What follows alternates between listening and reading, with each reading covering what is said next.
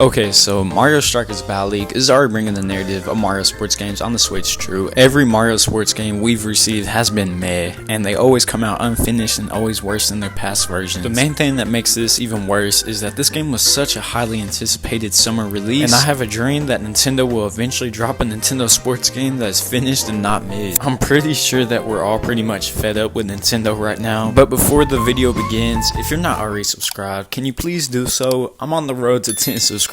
You would pretty much be considered a channel OG. Anyways, in this video, I'm going to be talking about how Mario Strikers Battle League is beyond mid.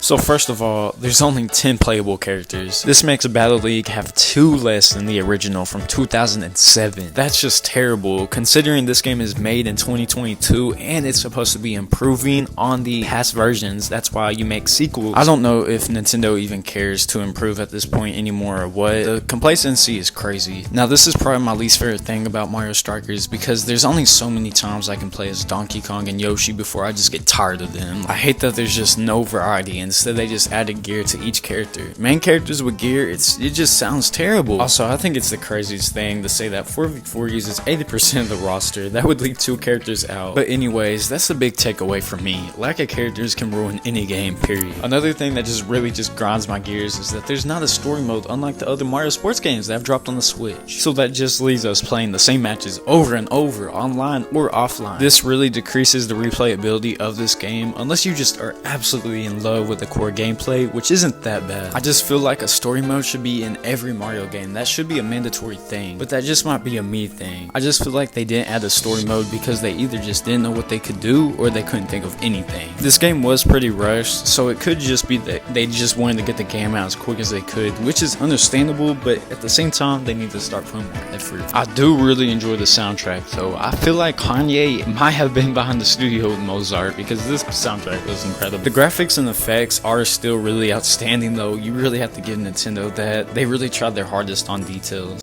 But you can't just judge a book from the cover. The gameplay is also probably the best thing out of anything from this game. It's really smooth and the field covers a good portion of the TV, and I don't have a problem finding my player unlike the other ones. I do feel like these are definitely the high points of the game. The rest is either terrible or mediocre. Now Mario Strikers Battle League was made by Next Level Games. I don't know if it's their fault or what, but I don't really think so because they've dropped some fire. They've dropped the 2nd and 3rd Luigi's Mansion, Punch-Out on the Wii, and Metroid from 2016, and some other decent games.